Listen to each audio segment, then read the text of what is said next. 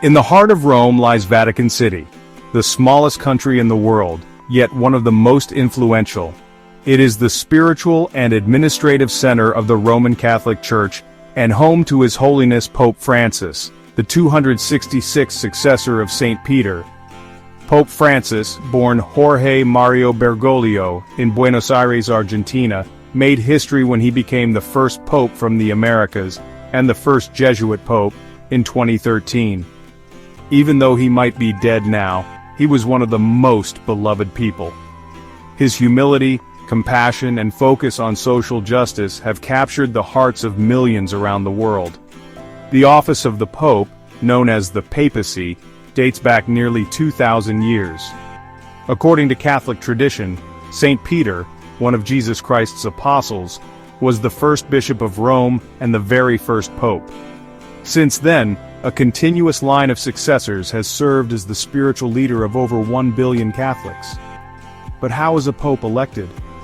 When a pope passes away or resigns, a special meeting called a conclave is held in the Sistine Chapel.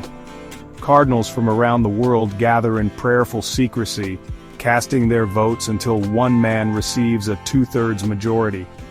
Once elected, he accepts the responsibility, chooses a papal name, and appears to the world from the balcony of St. Peter's Basilica. During the voting, the color of the smoke rising from the chapel's chimney signals the outcome. Black smoke means no decision yet. White smoke means habemus papam. We have a pope. On March 13, 2013, Pope Francis stepped onto the balcony and asked the people to pray for him, a powerful symbol of humility that would define his papacy. For Christians, the Pope serves not just as a leader, but as a shepherd guiding the faithful in their journey toward God. The papacy holds immense religious importance, symbolizing unity, continuity, and moral leadership. Today, visitors from all faiths are welcome to experience the Vatican's wonders. From the Grand St. Peter's Basilica to the world-famous Vatican museums and the Sistine Chapel, where Michelangelo's masterpieces adorn the ceilings. To visit the Vatican, you don't need a special permit for general sightseeing. However, if you wish to attend special events like a papal mass, you can request free tickets in advance through the prefecture of the papal household. Security is strict and respectful attire is required, no sleeveless shirts or short skirts. Every Wednesday, if he is in Rome, Pope Francis holds a papal audience where pilgrims and tourists alike can receive his blessing. From St. Peter to Pope Francis, the papacy stands as a living bridge across centuries, a reminder of the enduring hope, faith, and leadership that continues to inspire people all over the world. Join us in Chapter 2, From Buenos Aires to the Papacy. Pope Francis, born Jorge Mario Bergoglio, grew up in Buenos Aires, Argentina. His early life was marked by a strong sense of community and faith, which would later guide his path to priesthood. He attended the University of Buenos Aires, where he studied chemistry before feeling the call to join the Society of Jesus, also known as the Jesuits. This decision set him on a path of deep spiritual and academic formation, preparing him for a life dedicated to serving others. In Buenos Aires, young Jorge experienced the vibrant culture and diverse population of the city. His parents, Italian immigrants, instilled in him the values of hard work, humility, and compassion. Growing up in a modest household, he understood the struggles of everyday people, which would later influence his focus on social justice and outreach to the marginalized. His journey with the Jesuits began in earnest when he entered the novitiate in 1958. The rigorous training and education he received encompassed not just theology and philosophy, but also a deep commitment to social issues and pastoral care. During his formation, he taught literature and psychology, connecting deeply with students and colleagues alike. By the time he was ordained a priest in 1969, Jorge Mario Bergoglio had developed a profound understanding of the human condition and a dedication to uplifting those in need. His work with the poor and marginalized in Buenos Aires earned him great respect and admiration, setting the stage for his future roles within the Church.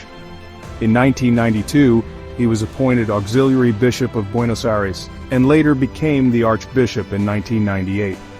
His leadership style was marked by simplicity and accessibility. He chose to live in a modest apartment rather than the Archbishop's palace, and took public transportation instead of a chauffeur-driven car. These actions spoke volumes about his commitment to living a life of humility and service. His journey from the streets of Buenos Aires to the halls of the Vatican is a testament to his unwavering faith and dedication to the principles of love, justice, and humility.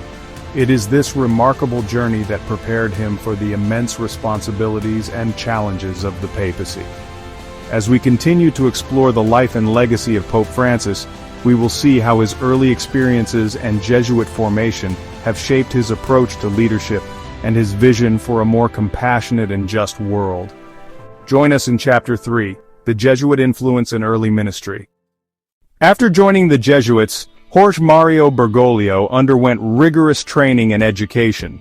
He was ordained as a priest in 1969 and quickly became known for his humility and dedication to social justice. His journey took him through various roles within the church, including teaching, administration, and pastoral work. Each step of his journey was marked by a deep commitment to the values of the Jesuit order: poverty, chastity, and obedience. His early ministry was characterized by a hands-on approach to pastoral care. He worked closely with the poor and disenfranchised, always striving to be a beacon of hope and compassion. His teaching roles allowed him to influence the next generation of leaders, instilling in them the same values of empathy and service that he held dear. During this period, Bergoglio's leadership qualities began to shine through.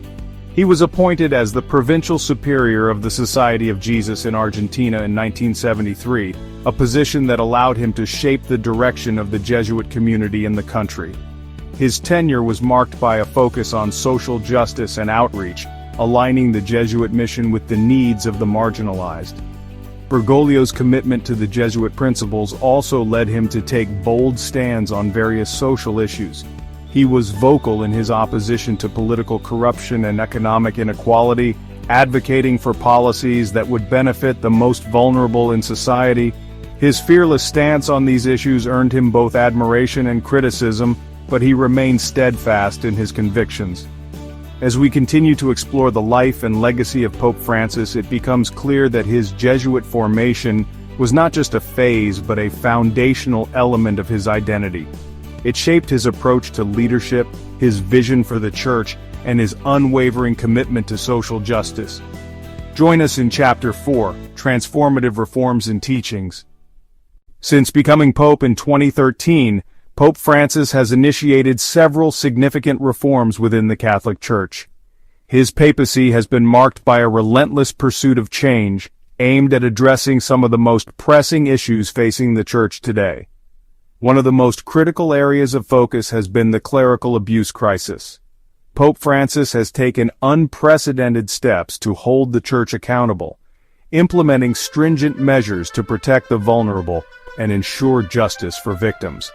His commitment to transparency and accountability has been a beacon of hope for many, signaling a new era of integrity within the Church.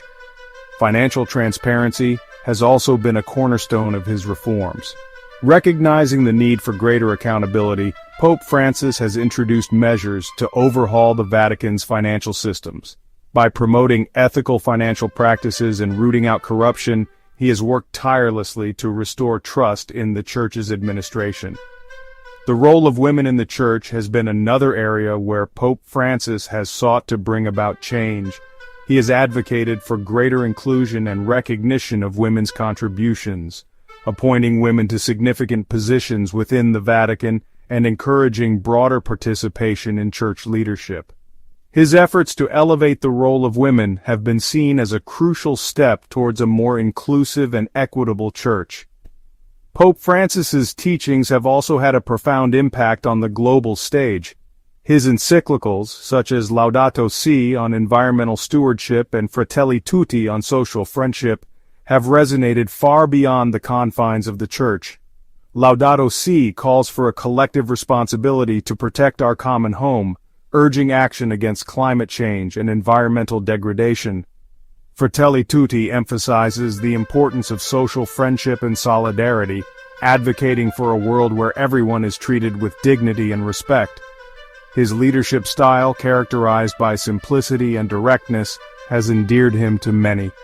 Pope Francis often shuns the trappings of papal opulence, opting instead for humility and approachability. This authentic approach has allowed him to connect deeply with people from all walks of life, making his message of love, compassion, and justice resonate even more powerfully.